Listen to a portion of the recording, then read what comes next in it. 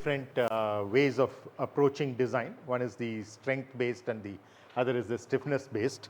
So you can think of those components that we took up over there as, let's say, in the case of the stiffness-based design, we actually took a sandwich structure, but the sandwich is, in terms of behavior or its functionality, very similar to an I section, because that's the reason why you call the web as a shear web, essentially, because essentially what is in between the face sheets is taking your transverse shear. So in terms of the design paradigm, it's very similar how you design an I section to how you design, let's say a sandwich kind of a construction.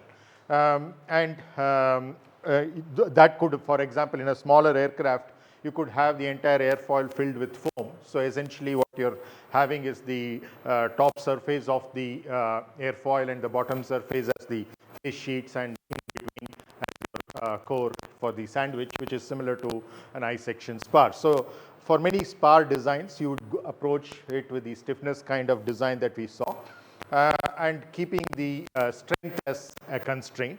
And similarly, in the first case, we saw strength-based design, which could apply to, let's say, a stringer, or it could apply to the skin. In both cases on the bottom surface, because essentially that's the one which is going to undergo tension for most of the time during the flight.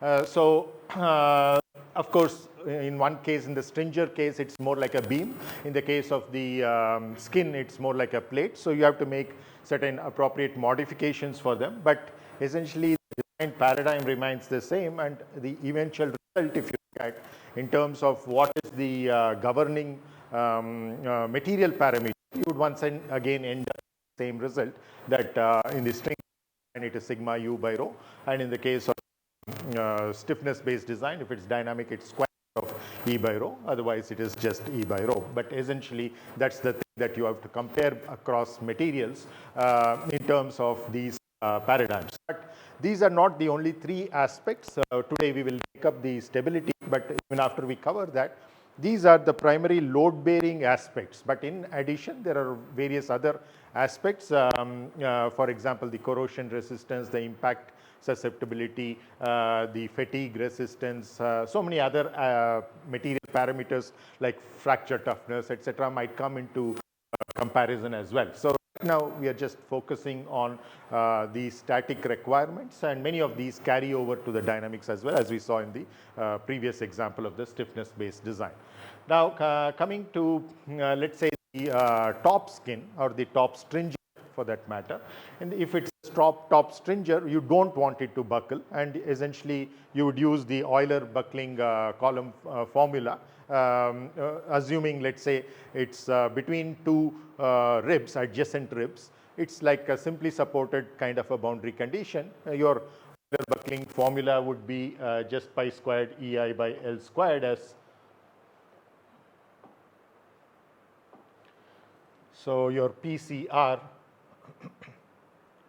would be equal to pi squared EI by L squared if it's an isotropic material. Otherwise, if it's a unidirectional composite, for example, this would just become your longitudinal modulus. So your longitudinal modulus, or whatever is the modulus along the direction of the length of the structure, in case the fibers are at a different angle. But this I, for a rectangular kind of a cross section, would just be your breadth B, which is shown over here, and let's say the height is h over here. So it would just be for the rectangular cross section, it would be BH cubed by 12. And if you are just looking at the proportionality factor, we can drop off the pi squared and the 12 and just get your E BH cube by L squared, right? So essentially what you're seeing is that there is a dependence on the aspect ratio as well, B by L, which is not so very evident when you're thinking of it as a column, but for example the stringer. But if you're looking at it as the, let's say, the top skin panel, so essentially you're looking at let's say an airfoil cross section like this, and along the length between ribs, this panel is what you're looking at, and between, let's say, two stringers. So essentially this panel is what you're looking at. Now that becomes like a plate for you of a certain thickness or height, which we call as H. So very similar to what we have written over here. So whether it is a panel like this, which is essentially coming from the cover skin,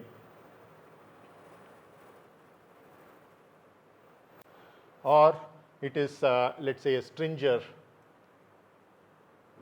like this, the boundary conditions become very critical here. So if these are adjacent panels, and let's say in a metallic kind of a structure, they might be riveted, and there might be rivets attaching it to the these rivets attaching it to the stringer, and these rivets attaching it to the transverse ribs. So this is one rib, and this is another rib at the other end. So between that, it becomes a panel. So in reality, all these idealized boundary conditions like fixed, simply supported, etc., do not work, and you have to see what is closest after you work out the actual model, or you do certain measurements, etc. Then you take something close to that, but for a more detailed design, you have to take the actual boundary conditions that are involved.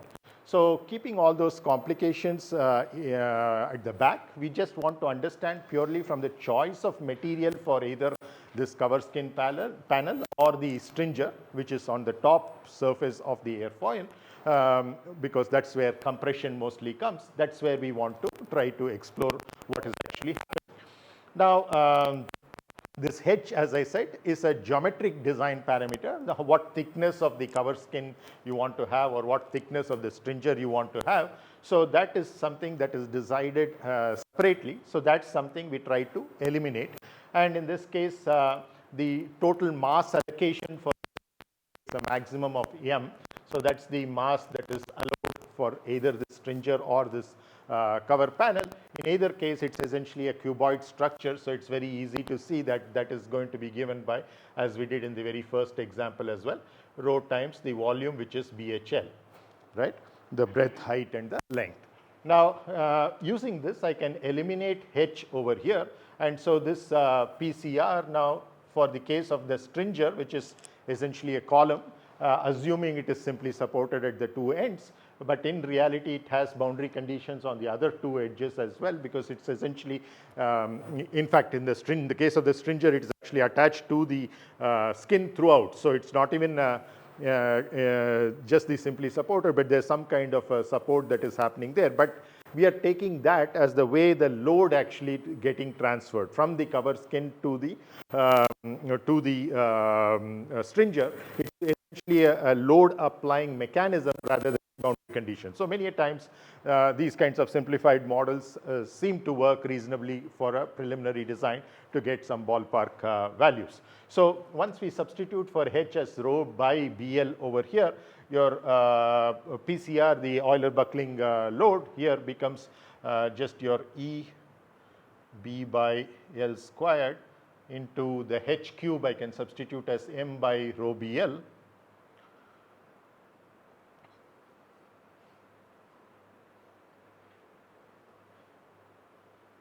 Whole cube. So this is something that you would keep coming across in terms of the dependence on certain material parameters. In this particular case, you see that PCR, as far as the material parameter is concerned, is just dependent on E, this time divided by rho cube. So that's the material parameter, and that's why you see in this particular case the density becoming very, very critical. And this is for just the stringer case. And the other parameters, if you try to look at it, it's there's a B by L squared from the first term, and there is also this M by BL usually is taken as, let's say, the mass per unit area. Just like in the case of sorry, this is a stringer case. In the case of a cover skin panel, it would be taken as M by BL, because that's an important parameter, whereas in the case of the stringer, it would be taken as m by L, which is the mass per unit length.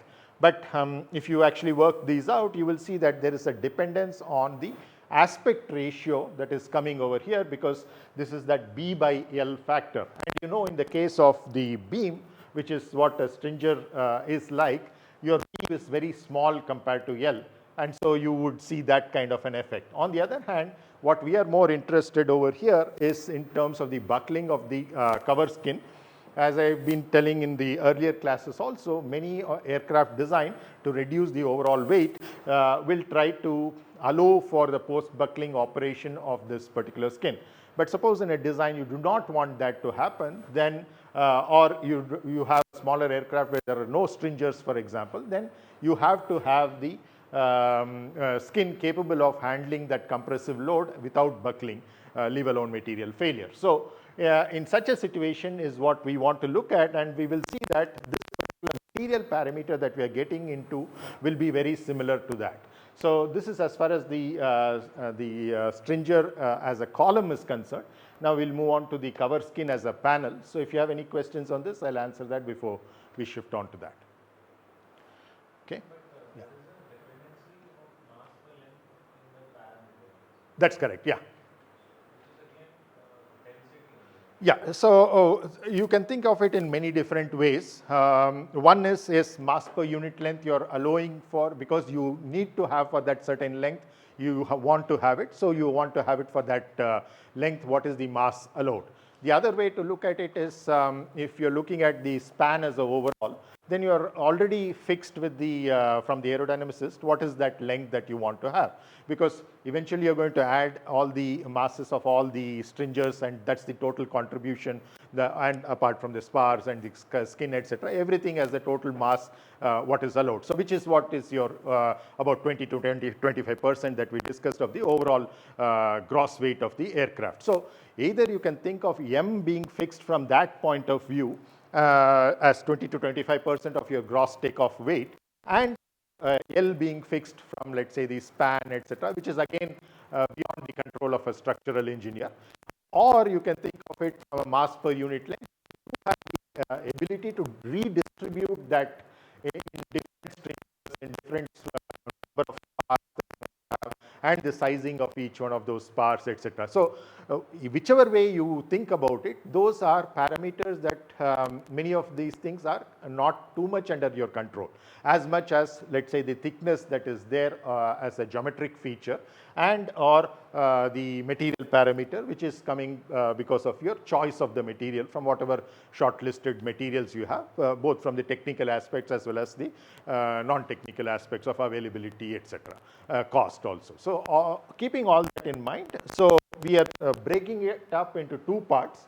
One, of course, in terms of the overall design, into three parts: stiffness, strength, and stability based. And within stability based, or within each one of those, we are breaking it up into two parts: the material based and the geometry based. So in the geometry based, you will typically have this, apart from the B, L, and H, H anyway we have eliminated, B and L, you would also typically have this M roaming around, but essentially it's not a geometric parameter, but it's something that fixed from the overall design team's perspective of this is what we are allowing you, 20 to 25% of the gross takeoff weight, which is also fixed based on the payload fractions, the fuel fractions, etc. For the kind of category of aircraft, they work backwards in the design process to see what is the maximum takeoff weight that will be there for that.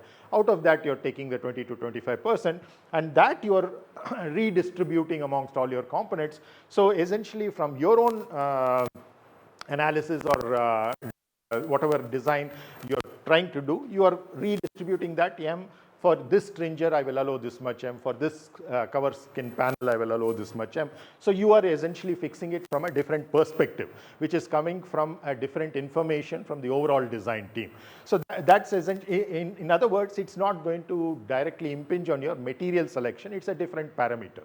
So there are certain, it's not like a rigid, this is the way you have to do it, but this is an approach which is commonly followed by a lot of aircraft manufacturers, because this enables you to make your decision as two separate things, one based on geometry, another based on the material.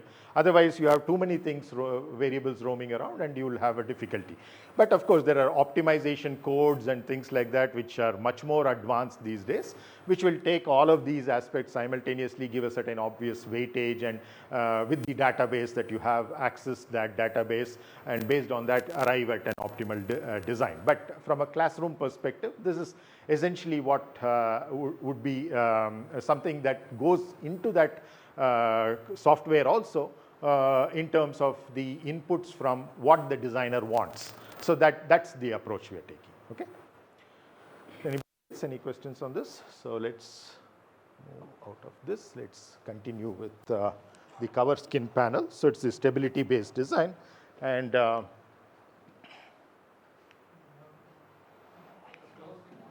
okay, thanks.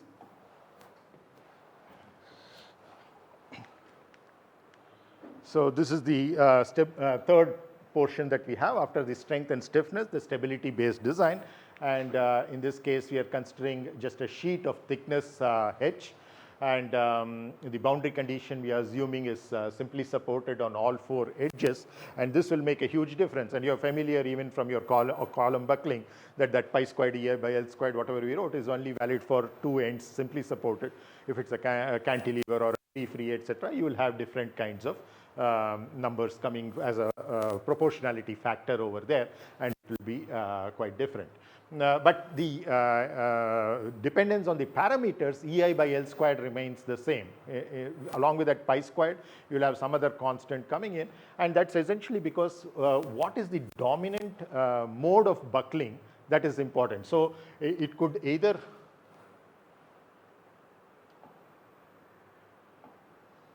either buckle, let's say, in a mode like this, a flexural mode like this, or it could buckle something like this, or it could buckle in the other direction, because it's essentially a plate buckling that we are talking about now. So what is the shape in the other direction? That also matters. So typically you have, if these number of the amplitudes or the signals that you have, the waves that you have, is called as M and N. The value for M in the x direction and N in the y direction, where x is along the length.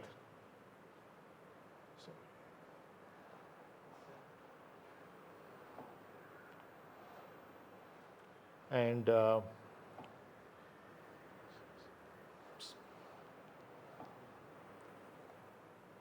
y is along this, z is along the thickness direction. So along x and y, you will have this M and N as the. In strength of materials, we generally study when we say simply supported beam.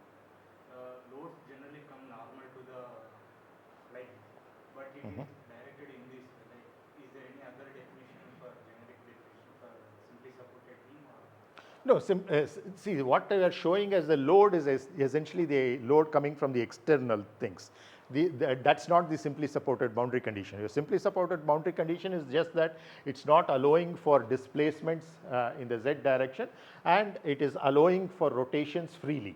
So in other words, there are no moments that are possible over there unless you have an external moment which is applied over there. There is no moment reaction coming from that support. So just like in a clamped case, what you're saying is that both the deflection and the slope are zero. In the case of the simply supported, essentially what you're saying is there is no deflection, but it is allowed free rotation. And the free edge is essentially exactly opposite. You allow both for free deflection and free rotation. So these are three idealized conditions, but in reality what it is, based on the riveting or the adhesive joint or whatever you are having, or both combination, you would have somewhere in between these things. It would not be one of these idealized situations, it would be somewhere in between. Okay. So so in the case of the column, it's very simple that it's your first mode, which is typically what will be the dominant mode, and you will easily get your Euler buckling load depending on whatever the boundary conditions are. But once you go to a plate like this, not only will it depend on that boundary condition, but also this ratio of your B by L, which is your aspect ratio of the plate. So we're not yet talking about the thickness, it's just in the plate, what is that B by L. So for, as we saw in the case of the column, your B by L will be very small compared to 1. For a typical plate, this will be of the order of magnitude of 1. So in other words, B and L are of the same order of magnitude. Numerically, they could have different values. Let's say this is about, let's say 20 centimeters and this is about 30 centimeters, etc. Essentially, you're saying that the orders of magnitude are the same. Whereas in the case of a beam-like problem, that could be of the order of, let's say, 1 centimeter. This could be of the order of 10 centimeters. So essentially, you're having an order of magnitude difference between these two. So depending upon this particular aspect ratio, this derivation can have modifications, but we are doing here not the derivation, but essentially giving the final result for the case which is typical of let's say a cover skin on the top, which you do not want to buckle. So it's not a design where you are allowing for post buckling deformation. So you are allowing for because there are two categories. One is where you have the stringers, where you do not have the stringers, and even when you have the stringers, there can be two categories where you are allowing for the plate to buckle and therefore the stringer to take all of the load, or you're allowing for both to share the load. So these are all different design paradigms, but here we are just showcasing it from the perspective of the stability based design. We already saw for the column that the material parameter of interest is E by rho cube. We want to explore what the same criteria will lead to in the case of the plate. That's essentially what we are trying to do over here. Okay, so the criterion is, let us say, even in this case, just like in the stringer case, is also to avoid buckling, though we know that there are cases where post-buckling behavior is allowed. So if that is the case, then the in-plane compressive load is once again P. Again, in terms of its actual distribution, it could be in many different ways. It could be, let's say, uniformly distributed load on this, or it could be some kind of load distribution like this, or it could be a set of concentrated forces or almost concentrated forces that you have.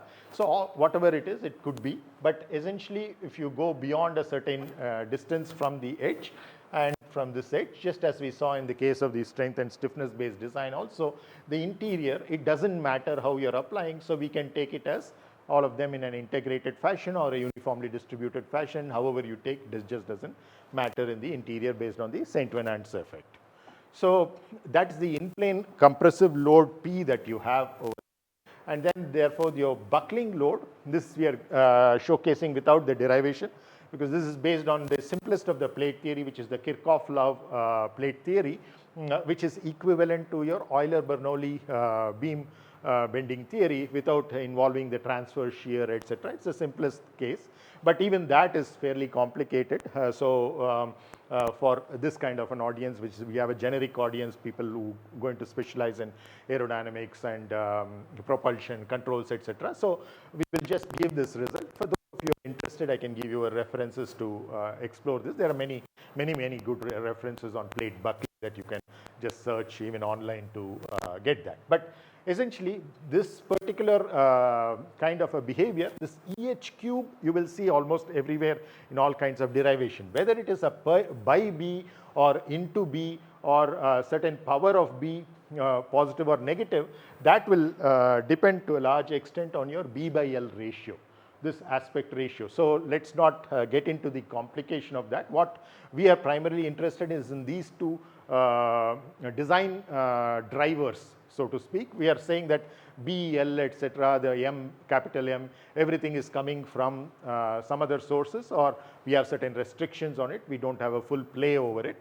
So what we can really play around is EH, and that's the proportionality that we are more interested in rather than how the behavior with respect to B is.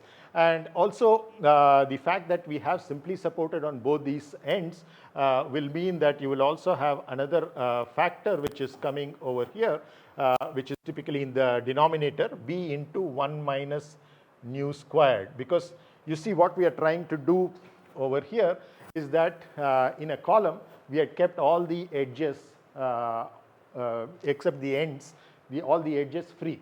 So essentially the material, when you're trying to compress it this way, if it's a positive Poisson's ratio material, it will try to expand in the other directions. But now once we have put that simply supported, there's some kind of a restriction that is coming from how it wants to deform. It can't deform freely, and therefore there is actually an advantage that we have.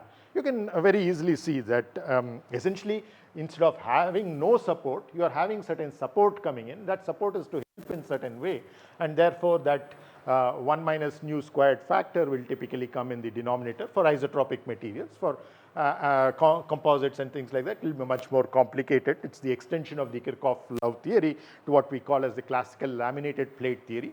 And based on that, we do a stability analysis and with perturbations, etc. Very similar to what you do in the case of a Euler buckling column. Also, the way you have to introduce it is either through let's say some kind of an imperfection that you have in the material distribution or geometry distribution, or there's some eccentricity in the application of the load, so slightly away from the center that you're applying. So based on that, you can introduce a certain, so in this case, let me show it on the top, because essentially the buckling is going to happen here. So it's essentially like introducing a certain small bending moment also that is coming in. This of course is a infinitesimal quantity, let's say delta at a distance that it is away. So that eccentricity is what will typically introduce. And in reality also, you will not have everything so idealized.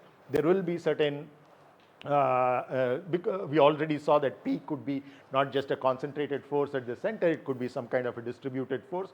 So there will naturally be certain eccentricities in the loading application as well as in the overall geometry and the material distribution or the material property distribution. And because of all of that, there is a certain imperfection. So it has a certain reason to get into a particular direction more than the other. So whether it bends this way during buckling or whether it bends this way during buckling, and we are only talking about flexural buckling now, there is a possibility that it could torsionally buckle. So in other words, if the torsional stiffness of this is very small, let's say instead of a plate like this, it was just an open cross section, then you're trying to push it from both the ends.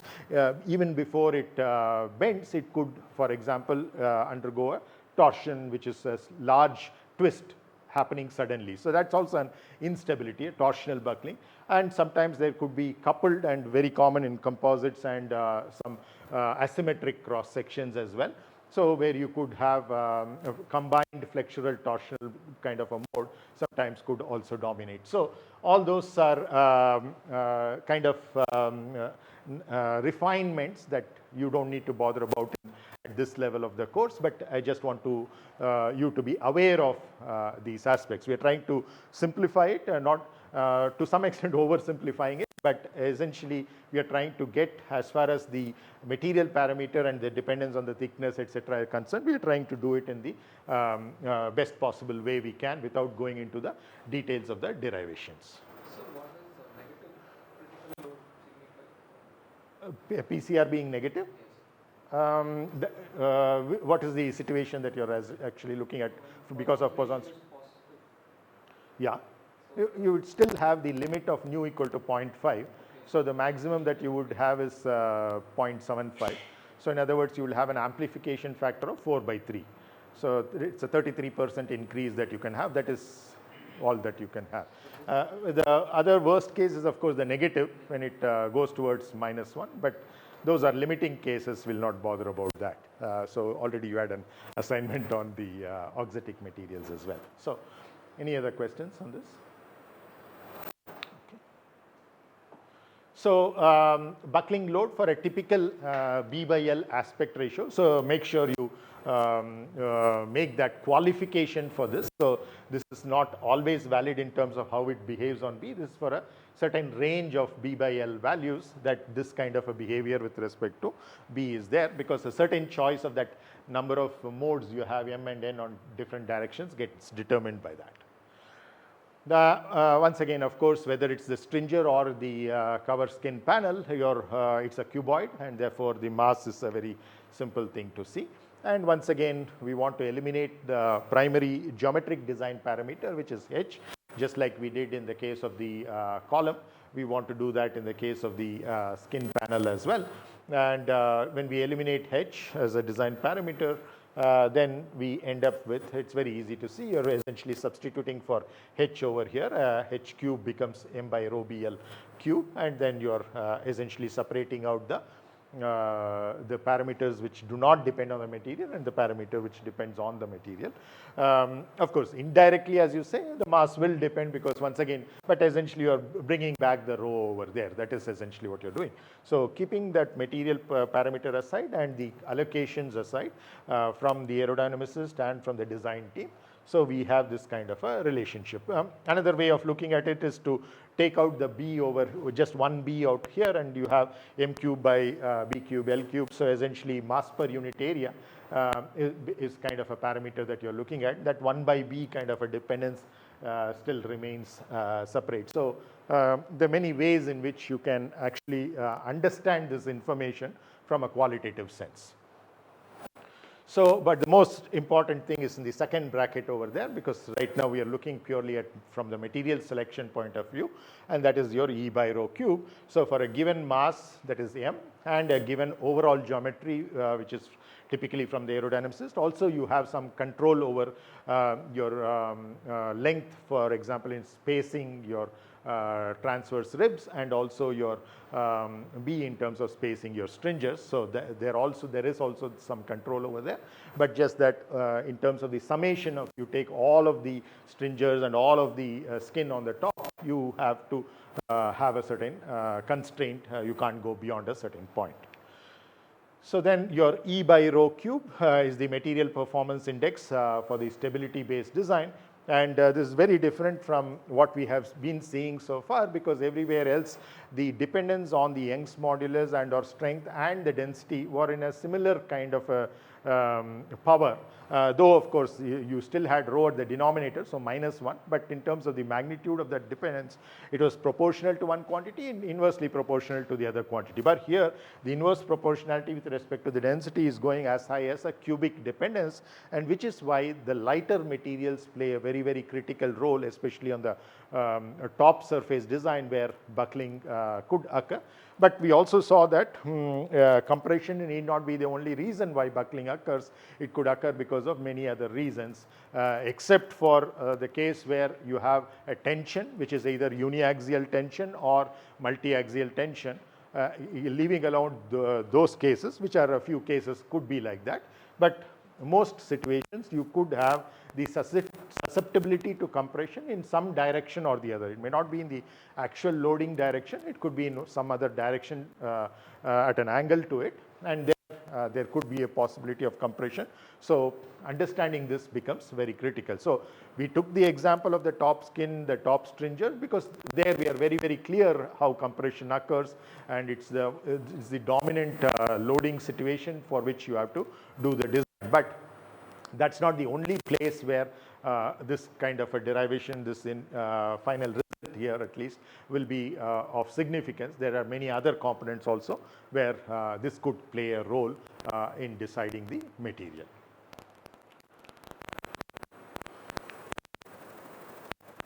So now let's, I think one of you asked a question last time in terms of the material parameters, in particular the ultimate tensile strength.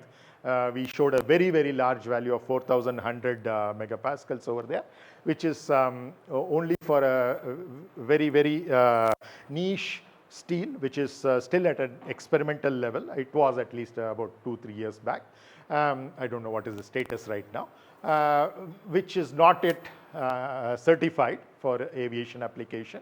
But most steels you would see are much lower, and which means that sigma u by rho that you calculated, and we will see on the next slide as well, will not be as high, and therefore you would have the aluminiums and titanium sometimes doing better than that once you get into the specific parameters. But even there, even for the aluminium and the titanium, etc., I have tried to put it at the close to the upper end, because what you are trying to see is what is the current state of the art. So that even in the current state of the art, if the one material is superior to the other or they are performing the same, then you can see the trends towards which all of these materials are going. Now, this is a 5-year-old chart that we have, and this is not even aerospace, this is automobiles. So for automobiles also, you see that typically when you're talking of steel, you're actually talking of this particular range.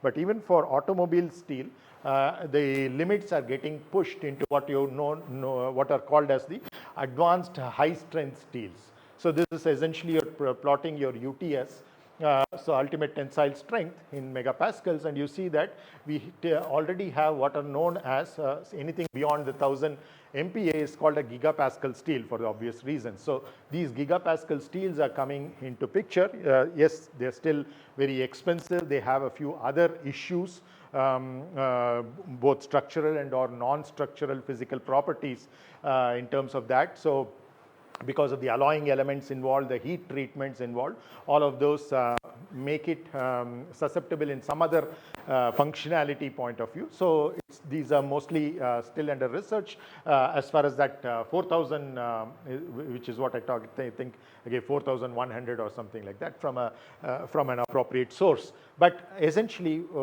at least up to about 2 gigapascals kind of steel strengths are today possible, and this was 5 years back for automobiles. So obviously you can think of in the case of the aerospace, you typically have the limits much higher in terms of the cutting edge technologies that are there. So this is just to give you an idea of that, and obviously your elongations are going to come down with that, the maximum elongations that are there, and that sometimes again could be an issue because you do not, because once it is almost like parallel to the y-axis, your sigma versus epsilon, the energy under that is going to be fairly small. It's going to fail at a fairly low elongation. Of course, it's not that low compared to many of the other materials because we're going to get into composites, etc. You will see even lower. So from that point of view, but typical what you expect out of steel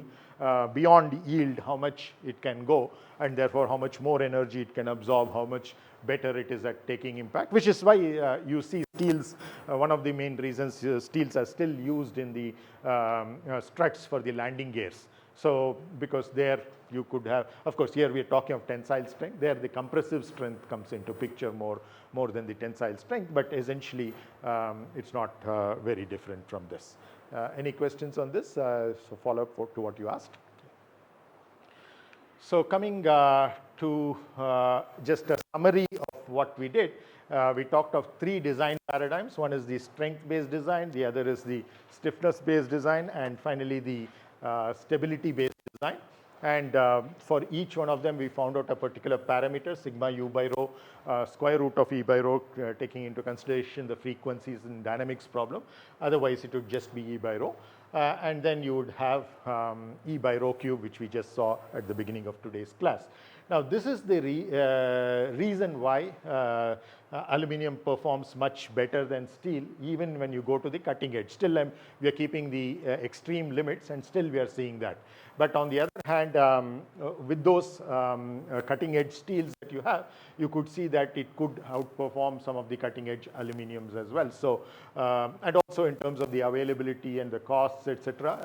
On an average, steels are low, but these kinds of steels might be expensive, probably even more expensive than many of the aluminum alloys. So we should not think that steel is always less expensive compared to aluminum alloys. Aluminum is also abundantly available natural resource in many countries, including India.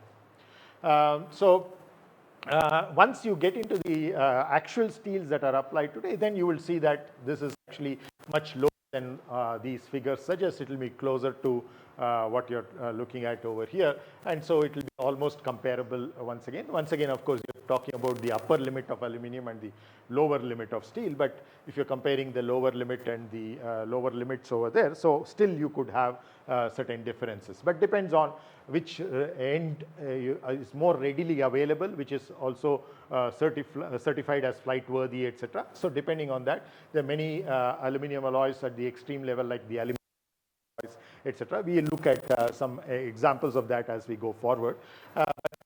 Some of them are fairly high strength, and they kind of compare with even the lowest ends of the steels that you typically have. Again, with the E by rho, there's not much of a difference, and even within each one of those categories, there's not too much of a range. See, whereas I gave you ranges in the case of sigma U by rho, I didn't see too much of a reason to give a range in terms of E by rho.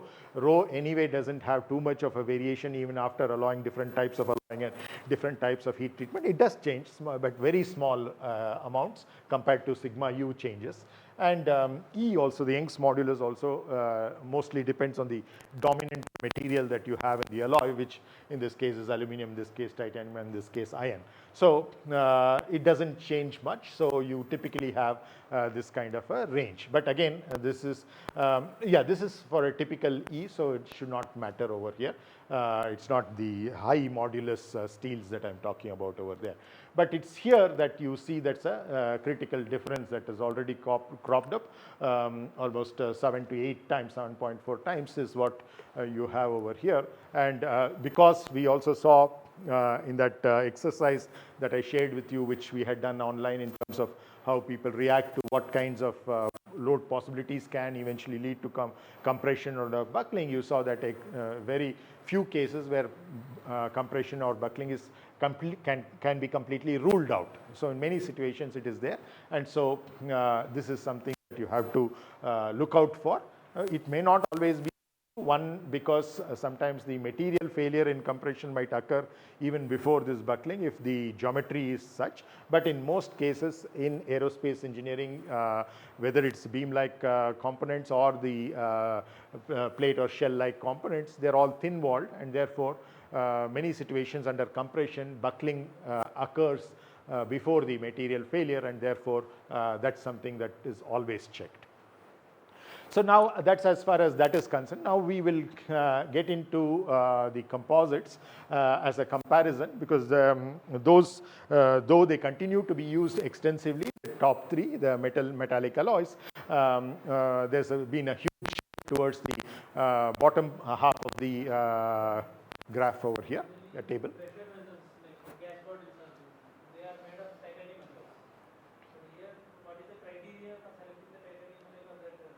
Yeah, so it depends. Pressure vessels, sometimes, many a times it is, let's say for a missile or a, let's say even an application for a satellite launch vehicle. In all those cases, there's a propellant which is burning over there. So let's say solid propellant is burning over there. There's a high temperature possibility over there. So one of the things is the high temperature exposure that is possible, but of course it's only towards the, because the solid propellant is depending on the grains that you have or the geometry of that burn area that you have, how it liquid propellant, okay. So I don't know the specific reason why it might be used there, but one of the things is also in terms of, one is high temperature capability if it is necessary. The other is in terms of the corrosion. So what kind of corrosive environment that is subjected to either before the liquid propellants are mixed or after they are mixed and the vapors are exposed. So this is, so oh, I see. So this is even before they are mixed. So that is essentially the high pressure is the only, then it could depend on the chemical compatibility between the whatever you have as the liquid propellant and the material that is involved. So titanium is usually a little more inert compared to iron, which is in steel. So that could be a reason. So again, just don't go by these numbers, because we are trying to stretch the limits. We have to be more realistic in terms of what they are. Here also I'm trying to give kind of extreme numbers. What is the maximum possible or close to maximum possible, may not be exactly maximum because these things change over a period of time. But as I said, these are only 3 considerations. So each specific application will have its own other considerations. So we'll have to see what is the specific reason they are used. I'm not fully conversant with that liquid propellant storage tank. Yeah. Okay.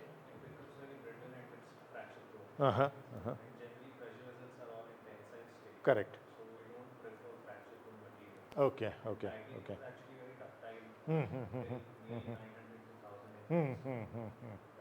Yeah, I think that could be a very important reason, because essentially we're looking at typically for these materials you do a burst test as well, right? So, so that becomes your limit. What is the burst pressure that you have? And probably titanium could give you larger burst pressures compared to steel because of the ability to expand for longer, even beyond yielding. So if we go for a steel of maybe vanadium, which is 800 the thickness will become too small. So it will be a leak. The leak will happen much quicker. Right, right, Even right, if we right. go with a stress-based approach also. These are the main reasons basically. Sure, sure. Otherwise, mass it might be the same. Practically it doesn't work. Right. Yeah. Thank you. Yeah, so coming to composites, just typical composites which are used, mostly with epoxy as the matrix, which is a thermoset matrix very commonly used in aerospace. But even within epoxies, there are many different grades. Even the aerospace grade epoxies are quite a few differences that you have. But since what we are looking at is in the longitudinal direction, the tensile strength and the modulus, the contribution from the matrix is very minimal, at least when the matrix properties are very much inferior compared to the fiber properties that are involved. There's an exception over here. It's a metal matrix composite where you have boron fibers, which are actually carbon fibers with a boron coating on them, much larger in diameter compared to many of these, which would be of the order of 7 to 10 microns or so. This could be of the order of 15 microns or so, depending on the coating, on the actual quality of that. Though now the matrix over here is not the typical polymer matrices that you see in the other cases, but a metal matrix like aluminium. So you would have a larger density because of the matrix contribution as well, but at the same time, the what the matrix is typically used for is primarily in terms of the properties for which the fiber is poor at. So what the fiber can't offer you, you're trying to extract out of the matrix. So in particular, the fiber can't undergo compression. So it's very good at tension, it can't undergo compression.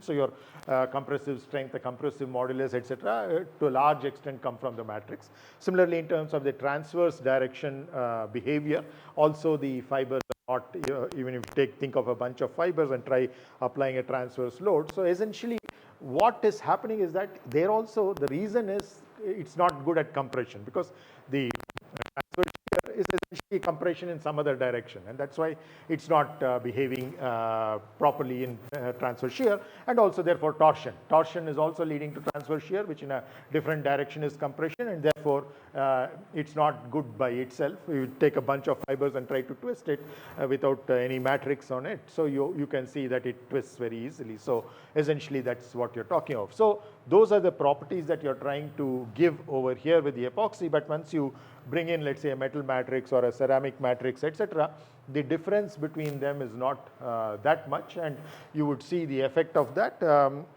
certain advantages and certain disadvantages as well, because this is much denser compared to epoxy. The other reason, of course, is in terms of its properties. So it will contribute to some extent the properties in the longitudinal direction as well, though of course boron fibers would be much stronger and stiffer in the longitudinal direction. But after you substitute for all these numbers, again there could be large ranges for many of these things. We will not get into that. Again, you see the carbon and graphite appearing separately over here. So essentially graphite is also carbon, as you very well know, just that in terms these are used in the industry, in the composites industry, especially to refer to situations where the carbon percentage is much more in whatever the fibers that you're having, that is typically called as graphite, and you can see there's a difference in terms of the strength values quite a bit. And also you can see here there's a slight difference, but not so much as in the case of the strength. So these are things to remember, and so typically this is the kind of aerospace grade carbon epoxy composites that are typically used, and you see the factors that are involved, about 13.3 compared to the best that you have from the metals. This is of course stretching the limit, but even if you take that, you're essentially looking at almost 3 times. So that's the kind of better performance in dynamics in terms of the pushing your natural frequencies up, or in terms of a stiffness based design. So I've not listed Kevlar over here. It's an aramid fiber. That's also very important. We'll probably visit that in a later class in terms of its advantages, disadvantages compared to the others. Here primarily we are focusing on these three design parameters from a load bearing perspective, but where the deal clincher is essentially in your E by rho cube, because hardly any comparison that you can see compared to the metals and the composites. So it outperforms it by a huge margin. It's not that it doesn't come with its own disadvantages and other things. We will explore those, and we will see how to ingeniously overcome those difficulties and still utilize these kinds of advantages that we have with composites over the metals, and see why. Obviously that's already being done. That's why it's finding so much of an use. So we will explore some of those reasons as well. Yeah.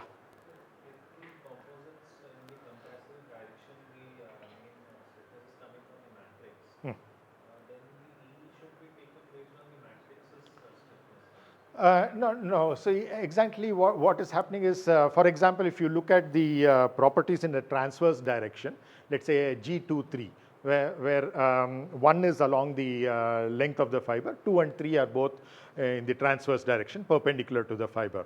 So your G23, for example, even if you take it almost same as your G matrix, it will not be very way off. It will be, but the other properties which I said are matrix dominant is dominated by the matrix to some extent. There is fiber contribution as well. For example, if you just take a specimen made out of matrix alone and do a compression test, and then you put the fibers in and perform the compression test, there will be a slight increase, because the reason is the fiber by itself is not good at compression, but once it is supported on all edges, it's able to take certain compression. But there is something called fiber micro buckling that can occur. So individual fibers or toes of fibers can undergo a kink that is forming if the matrix sleeve surrounding them is weak enough to allow that. So essentially it's less stiff.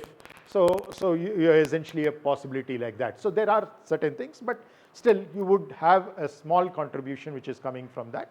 But mostly it will be dominated by the matrix, because see, essentially what's happening is even when you have the fibers, there are regions where it's pure matrix. So when you're compressing it in the transverse direction, when you're trying to push it this way, so what is essentially happening is the fibers may not change their diameter too much, but your matrix between two fibers will change its dimension quite a bit, because it's not that stiff.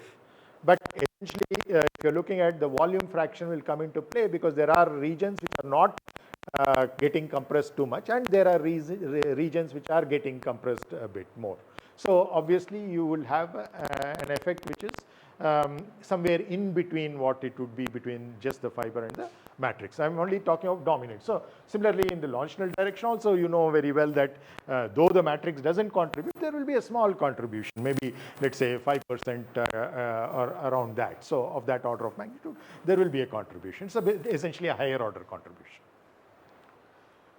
Okay, anything else on this slide? We'll move on. Okay, so now that we have set the background for composites, how much better they are, especially in a stability-based design, but also to quite some extent in the other two paradigms that we looked at as well. So we will, and also we know that they are already being applied in a large way in the aerospace industry for almost 40-50 years now. So let's explore the other reasons they are. But as I said, they don't come with just hunky-dory advantages. Obviously, they come with a few disadvantages. So we'll start off with those disadvantages probably. Okay. So even before that, in terms of what we will explore, this is not a full composites course. This you have an analysis and design of composites course which will be offered in the January semester, and also a nonlinear mechanics of composite structures which will also be offered next semester. So both those are purely composites course. Here we are only giving an exposure to it from in terms of the motivation, their overall behavior and their comparison with metals, and that's all that we'll be looking at. So anything that we learn, it's always good to ask a few questions, because once those questions are asked, you see from what perspective you are getting into a particular subject. So why, first of all, we use composites to some large extent, it was clear from the previous slide itself, but we'll look at a few more reasons. Why not also is in fact something that is important we will look at, and then we will get into the why and see which is weighing more for a particular specific application. So that will eventually lead you to where it is used, where it is still not used, and where it is used. So that differentiation will come once we look at the whys and the why nots. And what they are, of course, we just listed out the names over there in terms of the fiber and the matrix, but why that fiber, why that matrix, and how they are put together, what are the typical ways in which they are available and they are utilized in the construction, etc. So we'll look at some very, very basic aspects of that. And then the how aspect, to some extent, is about the fabrication and the manufacturing, the testing for characterization of the materials. But more importantly, from this class perspective, it will be in terms of the modeling. There are certain major differences between composites and the metals that you're used to.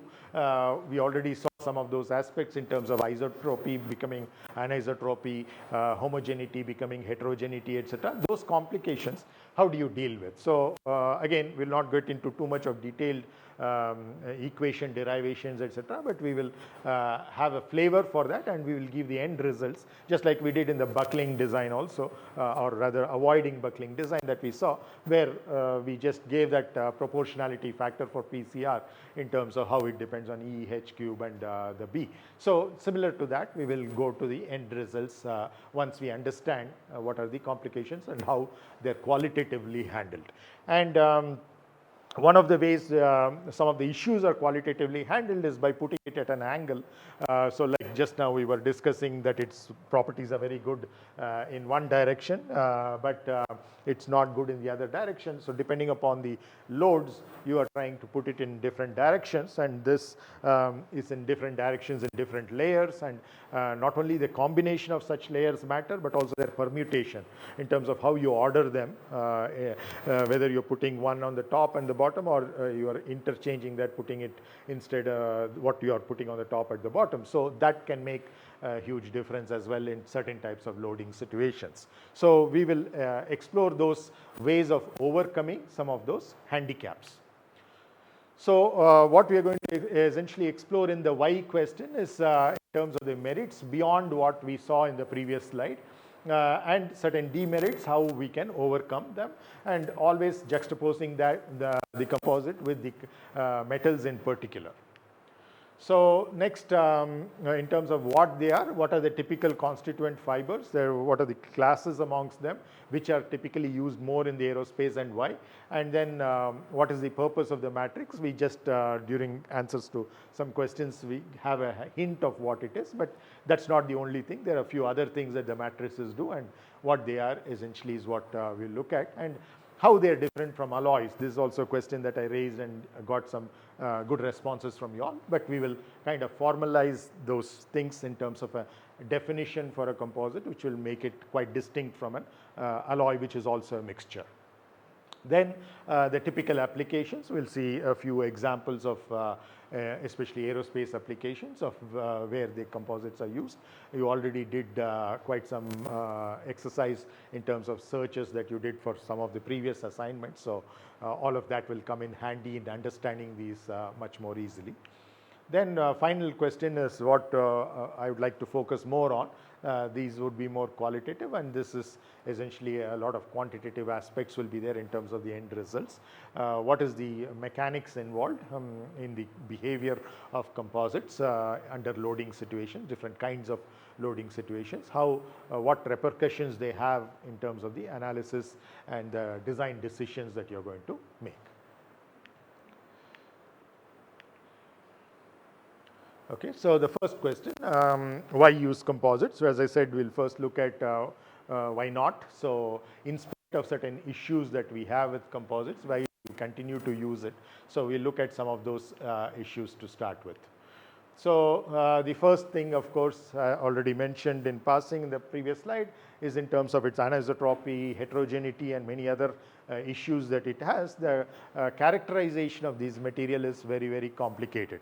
Characterization essentially means determining the material properties of interest to a particular application and the modeling involved in the design. So typically in a structures-based design, you might be wanting to look at the Young's modulus in different directions, the Poisson's ratios in different directions, the shear moduli in different directions, the strengths in each one of these directions, in tension, in compression, in shear, etc. So all of these are typically done through testing, and the tests that are involved, typically you have some ASTM standards based on which the specimen are prepared, and they are tested in a particular way for each one of those material properties to be determined, and certain sensors are applied, and the sensor data is collected, and you essentially do a post-processing analysis to get some of these properties. But whatever it is, it's very clear that because the properties are going to be different in different directions, first thing, you're going to have many more properties to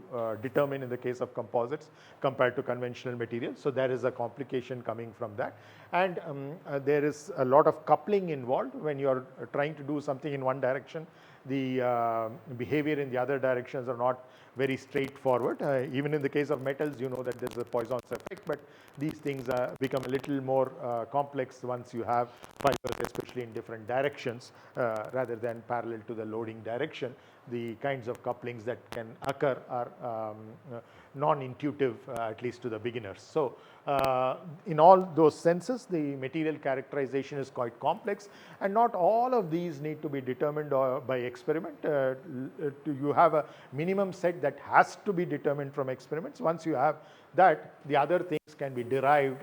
For example, you know the property in two orthogonal directions, you can try to get the properties in the other directions, etc. So there is a level of the modeling involved even in this characterization, but once again, it's a little more complex compared to what you have for metals, because in metal, if you have determined the Young's modulus in tension in one direction, you have got it for all other directions. Here you have to do in two directions and then get on to the directions as well. If it's a three-dimensional composite, at least in three orthogonal directions, and then you have to get the properties in terms of the others, not through a straightforward way, but certain equations that are involved doing that. So all of this leads to certain complexity. So this is one of the stumbling blocks, or what you think of as complexity, but essentially can be overcome with appropriate modeling and experimental techniques. And they have been around for so long and have been applied, already many of these things are taken care of and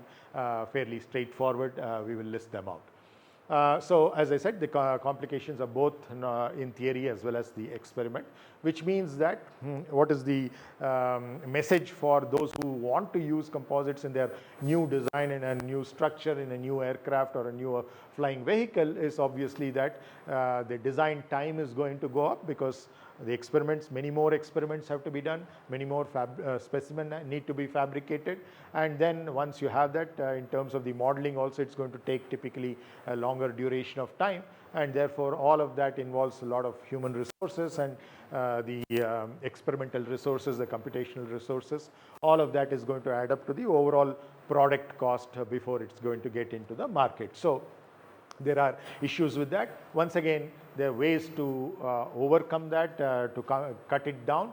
One is, of course, you have these dimensionally reduced models that we already talked about. Instead of 3D model for everything, for all those stringers, spars, etc., use a 1D model. For the skin, etc., use a 2D model, and then obviously your model size is going to come down, therefore design time is going to come down, the cost is also going to come down. So there are ways of approaching this. Already, as I said, in the experiments, taking advantage of, instead of generally anisotropic, you have what is known as orthotropy, or also transverse isotropy, etc. We'll come to those terms, what they mean, but you can guess from the other parts of the terms that you know already. But essentially, those are things which make you not to test in each and every possible direction, but there are certain directions in which you do the tests and you take advantage of that. So over time, this penalty of cost, both in terms of the money as well as the amount of time spent, human resources spent, all these have come down. In the very initial stages of when composites were introduced, this was a huge difference between what it was for metals and what it was for composites. Now that gap is kind of closing up, but it can never become zero because of the complexities that are there. But essentially, you are trying to minimize that gap and try to make sure that it is a reasonable amount of weight, the time and cost penalty, and what you eventually get in terms of the advantages in your product is outweighing all of these disadvantages. The next issue that we have is in terms of impact susceptibility, and here we saw that typically your fracture toughness will be fairly low in the case of composites, especially the polymer-based composites. But there are certain polymer-based composites like aramid composite or Kevlar, which can, just like many polymers, go through a much larger elongation, and therefore there are ways, certain applications in impact where Kevlar has started to be used for its lightweight reasons. But essentially, overall, if you look at the polymer is pretty bad at taking impact. More critical reasoning is that many of the damages that can occur after an impact on a composite could be internal, and therefore it may not be visible. On a typical inspection that is done for metallic structures, you might see that once there is an impact, there's a dent or some change in the geometry of the structure that you see right on the top, and therefore you might make a decision to either repair it or replace it, whatever.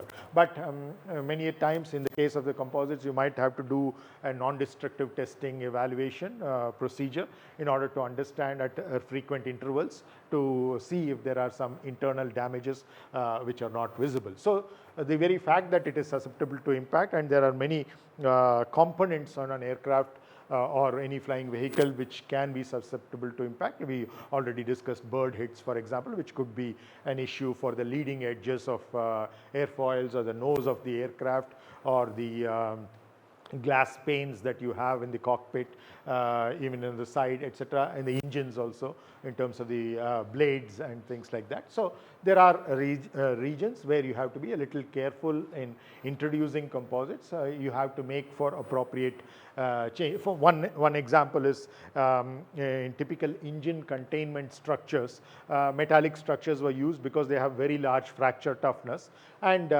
therefore they absorb a lot of energy, not only through deformation but also through the damage process that occurs.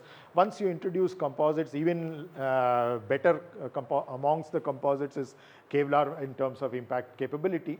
Even when you introduce that, people don't introduce that right away as a replacement for the metallic structure, or you take out the metallic containment and put a Kevlar containment.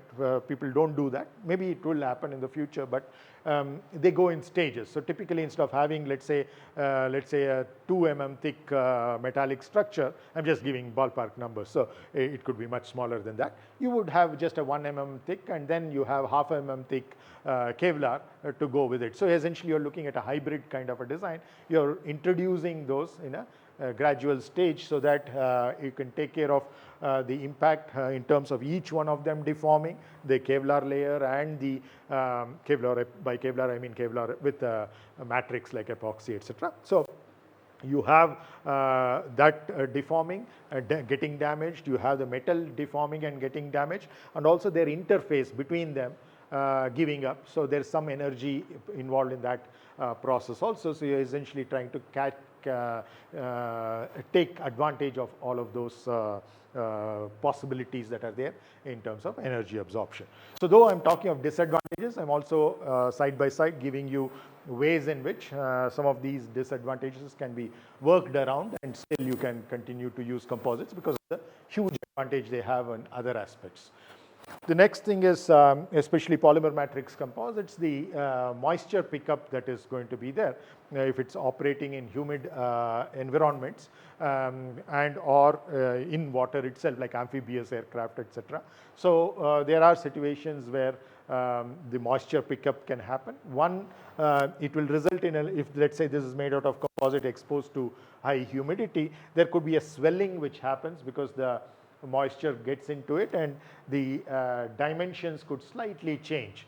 But that's less of a problem. The more important problem is the overall material properties, be it the stiffness and or the strength. They can get reduced quite a bit if, depending upon how much of moisture has gone in or in how much duration of time, etc. So based on all of that, that seepage can result in a reduction in the overall material performance, and therefore it's something to be bothered about. Now, one of the reasons where that swelling occurs is typically in earlier composites. It used to be a lot is the manufacturing processes. A lot of them were layups, things like that, where the possibility of voids being introduced was quite a lot. Today we have a lot of processes which are automated fiber placements, automated toe placements, etc. And also you have even in simpler methodologies like resin transfer molding, etc. There is a vacuum assisted resin transfer molding. So you have vacuum bags, etc., which ensure that the voids are minimal, if not completely absent. So the opportunities for the moisture pickup are also getting reduced. It's not only the voids through which it can actually infuse the polymer itself to a certain extent, but many of those things are worked around by in terms of the improved aerospace grade epoxies, and we are moving also from thermoset to thermoplastic kind of polymers, and you're seeing that there is going to be a further reduction in the moisture pickups in all those situations as well. Next, I think one of you had asked me at the end of a previous class in terms of the recycling issues. Yes, that's like any plastic that you use. This is a composite. Mostly when we are talking of composites, we are talking of FRPs, which are fiber reinforced plastics. So just because the fiber has been reinforced in it, some of the issues of the plastics don't just cannot be just wished away. So recycling has been a major issue, especially with the initial set of composites which have been used, many of them being thermosets. In other words, they're already set. Once the fabrication or manufacturing has happened, they're already set, and therefore in terms of reusing them, it becomes very, very difficult. But again, there have been a lot effort because you know that the problem is with the matrix rather than the fibers. You are looking at better and better matrices. Of course, for higher temperature applications, you have metal matrices, ceramic matrices, etc. Many of them, they could have corrosion problems, etc. But recycling is usually not a major issue over there. It's only in terms of plastic using as the matrix the issue comes up. There have been part meal approaches towards improving this in terms of going for natural fibers like jute, etc. But their properties are much, much inferior compared to the properties we saw for graphite, carbon, or even glass and the other lower end composites that we talked about. But at least there is a move towards that, and there's been a lot of work on natural composites, especially for non-aerospace applications. Even in automobiles also, let's say secondary structures like the doors of a vehicle, etc. You have opportunities for these natural fibers. But that's just one step you're taking towards replacing the fibers that have been used with the natural fibers. It's good in terms of the overall ecosystem also that a lot of these are wastes, whether it is the coir of coconut, or it's the banana fibers, or it's some of the structural jutes, though there are other jutes which are used for many domestic purposes, etc. So there are many of these things which were going waste, and for the farmers and others also, this is a huge advantage that they are getting in terms of getting paid for something that would have been a waste. In addition to their primary produce, this is going to enable them to have an additional income as well. But that was okay, but unless and until you change the matrix, you're not going to have the full advantage of the recycling, and that's where a lot of recent trend towards moving from thermosets to thermoplastics, things like polyether, ether, ketone, PEE, K, etc. So these are examples where you are having a little better way of recycling, not as good as with metals or with ceramics, but still it's much better than with thermoset matrices. So this is an area of research, ongoing research, and a lot of intelligent people are required to take this forward, because otherwise coming from the purely from an environmental point of view, this could become a huge issue not in the near future, but also let's say about 10-20 years down the line, unless something drastically happens. There are efforts towards it. In terms of the fructification of those efforts is what is not let's say landmark stride has not yet been made in those. So we are still looking forward to that. Then poor transverse properties, we just discussed that, apart from the shear properties, and the reason for both of these is essentially the poor behavior of the fiber in compression, which translates to its shear behavior in the other directions.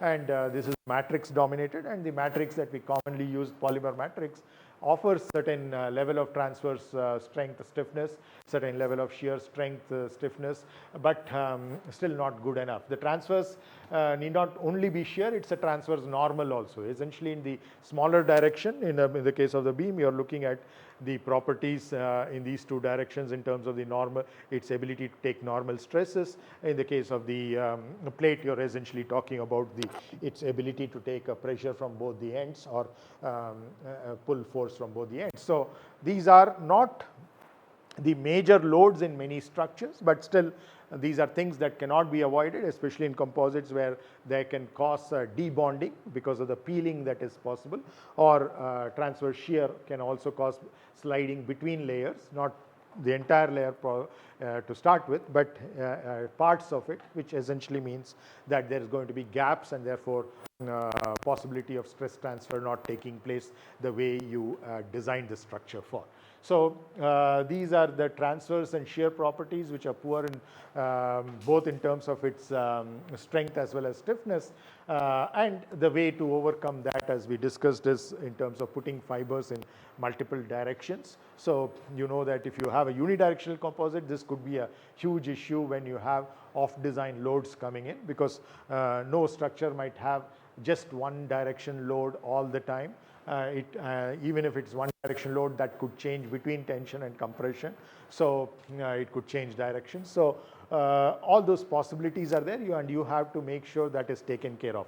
So one thing is, instead of UD fibers, we typically use fabrics to start with, and the fabrics already have woven fibers in two perpendicular directions, and therefore it's a step before getting into what we call as cross-ply laminates, where we have two layers, two unidirectional layers, one in one direction, the other in an orthogonal direction. And so essentially you're having an equally good performance in two different directions if the number of layers in both these directions are equal in number and their thicknesses are equal in number. So essentially you're balancing that out. But many cases it could be shear, and therefore you might also want what is known as the plus minus 45, which is also nothing but your fabric just turned around by 45 degrees. It becomes plus minus 45 instead of 0.90. So to a large extent, using in such situations where you know a priori that these kinds of loads are going to occur on the structural component being designed, you make sure that that happens with the help of these realignments in the fiber directions in the multiple layers that you're going to have.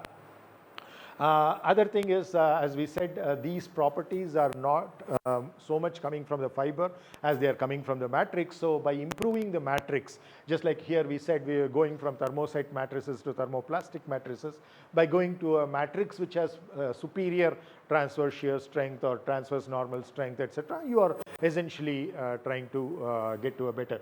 In many of the matrices being used are isotropic matrices, so it doesn't need this qualification to say transverse normal stress. It could be a normal stress, normal strength in any of the directions, it's the same. So essentially that's what we want to improve with better and better matrices that we have. So, so again, so we see that these are important major issues, but there are ways to overcome it, and many of these ways are not something hope for the future, but many of these are things already being done, except probably in some cases where there's not lot more needs to be done. There are many in which the very ingenious design choices and the discovery of better and better materials have made many of these issues not something to be so much worried about anymore. Yeah. So when a composite is made, how is it inspected? I mean, it is made well or not? What is the procedure? Because for a metal, it's much easier to X-ray it or something. But in a composite, how is it done? So as I mentioned in passing earlier, the typical non-destructive testings that you could have through ultrasonic testing or X-ray kind of testing. So there are many, many different ways in which you could test that, where you are typically, or an acoustic emission kind of a testing. You're sending a sound signal and you're trying to see what comes back. And depending upon whether it's a healthy structure or a damaged structure, the signal that is coming back could be quite different. Typically some things work better for some certain materials, and certain things don't work. So you typically combine many of these methodologies and try to do it simultaneously. Again, thinner composite structures, which is what is mostly used in aerospace, are a little easier to detect with these. Once you go for thicker and thicker composites, then detecting in the interior any damages becomes so much more challenging, even with these non-destructive testing methods, which are normally used for other purposes. But these techniques are also being improved upon in terms of their performance capabilities, and newer techniques are coming up. So they're all used in combination. We have a separate non-destructive testing and evaluation course, and also a lab which works on that. Dr. M.R. Bhatt, for example, does a lot of work related to that. There's to some extent Dr. Roy Mahapatra does a lot of work on that. So there are people who are in our department who are experts in many of those things. But yes, what you're saying is absolutely right, that purely by inspection you cannot be absolutely sure that everything is okay with once a component has been manufactured. It has to go through some of these tests, and there are certain specifications in terms of how frequently these have to be done in operation. But in terms of the fabrication also, there's a quality check which typically is undertaken, and that's also something that to a large extent is monitored by the certifying agencies. But there are also certain things that the manufacturers do over and beyond what is the certification requirements to make it make doubly sure that these things are taken care of. So, but if you take maybe an ultrasound or any kind of a technique, in an ultrasound, if there is a fiber and matrix overlay, that should give an echo, right? Because there's a change in density. And similarly for X-ray, if there are, let's say, cross flies, I would not get information of anything probably beyond 1 or 2 layers of fibers. That's true. That's true. I mean, especially when it's a more complex overlay, how is it actually inspected? I mean, how is the interpretation of an X-ray or the ultrasound or even the acoustic emission should probably give a signal just because there is a change in density. And if there is a small air pocket, Yeah, the yeah, signal yeah. is different. Right, right. Yeah, so many variables are involved.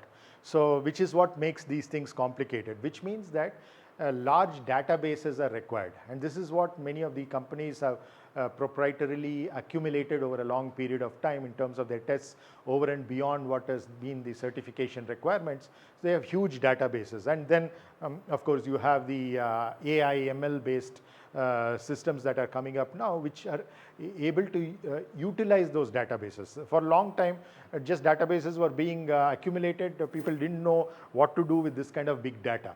Now that there are ways to approach that, you know how to map the different tests, and once you're using multiple tests and multiple directions, then the results that come from it and the original set of results that you had for let's say a structure which you know is a healthy structure performing well, so you're essentially comparing between them and doing certain processing which is purely computational processes through AI and ML. So you're trying to make these systems learn when to detect a damage, and they again, you can't be 100% sure, but these reliabilities of such systems are drastically improving. So it's almost done on a regular basis these days. Even airlines are training a lot of their staff in terms of the maintenance staff, etc., to utilize many of these techniques. May not be as advanced as what we have in labs, etc., but many of these are getting graduated to on the ground in terms of utilizing it. But